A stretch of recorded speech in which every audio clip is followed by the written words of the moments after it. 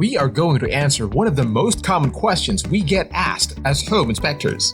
Does a home inspection pass or fail a home? The answer to this question is a big no.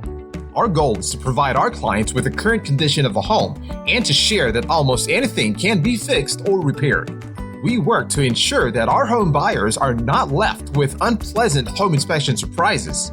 We want them to understand the inspection findings so they can make an informed buying decision. To the home seller, our home inspection findings will help you understand what issues there might be. With this information, you can work to get the items fixed or repaired before a ready, willing, and able buyer comes along. You're able to do this in your own time without being rushed by a time limit on a contract. The bottom line is, our home inspection findings do not pass or fail a home. It does give our clients the information they need about the property being considered.